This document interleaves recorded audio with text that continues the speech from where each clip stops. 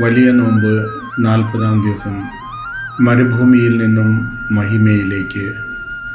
Bible വിശ്വാസമനുസരിച്ച് 40 എന്നത് ഒരുക്കത്തിൻ്റെയും പരീക്ഷണങ്ങളെ അതിജീവിക്കുന്നതിൻ്റെയും പൂർണ്ണതയുടെയും സംഖ്യയാണ്.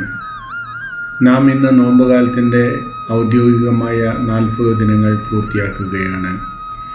ഈശോ മരുഭൂമിയിൽ 40 രാവും 40 പകലും പ്രാർത്ഥനയിലും ഉപവാസത്തിലും ചിലവഴിച്ച് സാത്താനെ പരാജയപ്പെടുത്തിയതിൻ്റെ സ്മരണയിലാണ് നാം ഈ യാത്ര പൂർത്തിയാക്കുന്നത്.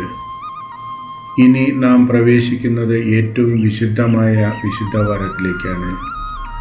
ഈശോ മരുഭൂമിയിൽ നേരിട്ടതുപോലെ പലവിധ പ്രലോഭനങ്ങളും ഈ നോമ്പുകാലത്ത് നമ്മെയും തേടി എത്തിയിട്ടുണ്ടാകാം.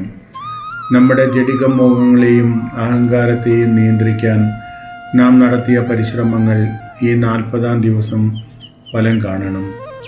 മനുഷ്യൻ അപ്പം കൊണ്ട് മാത്രമല്ല, ദൈവത്തിൻ്റെ നാവിൽ നിന്നും വരുന്ന ഓരോ വാക്കുകൊണ്ടുമാണ് ജീവിക്കുന്നത് എന്ന വലിയ സത്യം ഈ ദിവസം നമ്മെ ഓർമ്മിപ്പിക്കുന്നു. ഈ 40 ദിവസത്തെ ഉപവാസം കൊണ്ട് നമ്മുടെ ഹൃദയത്തിന് എന്ത് മാറ്റം സംഭവിച്ചു?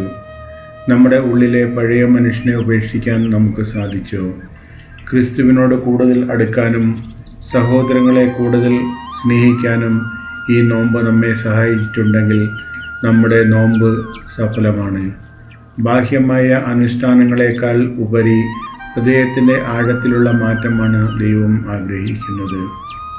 മരുഭൂമിയിലെ ഏകാന്തതയിൽ നിന്നും ഈശോ ഇപ്പോൾ ജനക്കൂട്ടത്തിന് നടുവിലേക്കും അവിടെ നിന്ന് കുരിശിൻ്റെ വഴിയിലേക്കും നീങ്ങുകയാണ്. ഈ 40-ാം ദിവസം ഒരു അവസാനമല്ല, മറിച്ച് ക്രിസ്തുവിൻ്റെ പീഡാനുഭവങ്ങളിൽ പങ്കുചേരാനുള്ള ഒരുക്കത്തിൻ്റെ പൂർണ്ണതയാണ്. ഗെത്സെമനിലെ പ്രാർത്ഥനയിലേക്കും ഗാഗുൽത്തായിലെ ബലിയിലേക്കും ക്രിസ്തുവിനെ അനുഗമിക്കാൻ നമുക്ക് ഒരുങ്ങാം. തൻ്റെ മരണത്തിന് മുമ്പ് ശിഷ്യന്മാരുടെ പാദങ്ങൾ കഴുകി ഈശോ കാണിച്ചു തന്ന വിനയത്തിൻ്റെ പാഠം നമുക്ക് ഉൾക്കൊള്ളാം.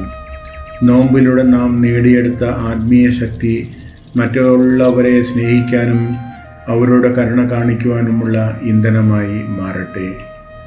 സർവശക്തനായ ദൈവമേ, ഈ 40 ദിനങ്ങൾ അങ്ങയോടൊപ്പം മരുഭൂമിയിൽ ചിലവഴിക്കാൻ ഞങ്ങൾക്ക് നൽകിയ കൃപയ്ക്കായി ഞങ്ങൾ നന്ദി പറയുന്നു.